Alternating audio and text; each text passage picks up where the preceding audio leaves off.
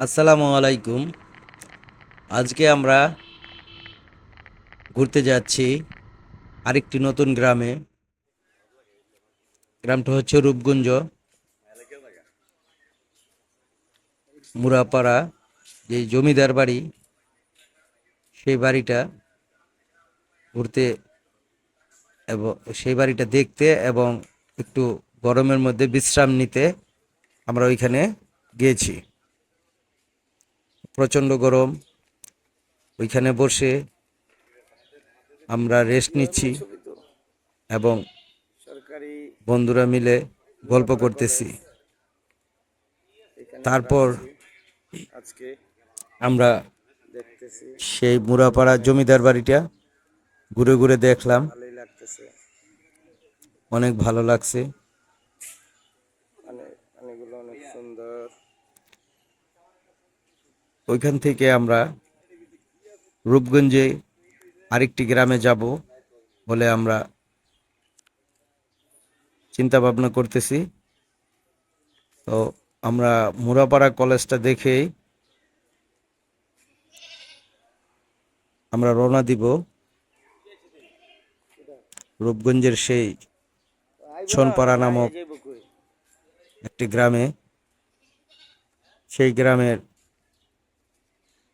আমরা যাব বলে চিন্তা ভাবনা করতেছি। সরকারি মুরাপাড়া আগে কলেজ। কলেজটা আমরা ভালো করে দেখতেছি, যেহেতু ঈদের বন্ধ, তাই কোনো ছাত্রছাত্রী নাই এবং নীরব, খুব সুন্দর, কোলাহল মুক্ত। সরকারি মুরাপাড়া কলেজ রূপগঞ্জ। আমরা ঘুরে ঘুরে দেখলাম সেই জমিদার বাড়িটি। ভালোই একটা জিনিস লইছে। ওইখানে আমার বন্ধু ইসমাইল, ভালো একটা জিনিস খাবারের লইছে। নজরুল, মাসুদ ওরা বৈশা রয়েছে এবং ঠান্ডা কোমল পানীয় খাচ্ছে। এখন আমরা ওখান থেকে রওনা দিলাম রূপগঞ্জের সেই গ্রামে, যে গ্রামটার নাম হচ্ছে আতলাপুর।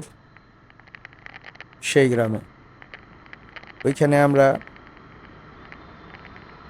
যাব এবং ওইখানে মসজিদে আমরা জুমার নামাজ আদায় করব।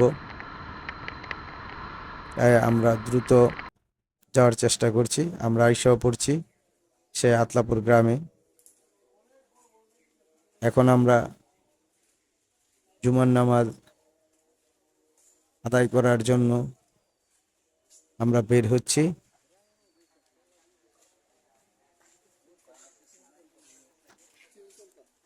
তো আমরা আশেপাশে গাছপালা গ্রামটাও দেখলাম। দেখার পরে এখানকার মানুষদেরও দেখলাম, সাধারণ মানুষ, খেটে খাওয়া মানুষ।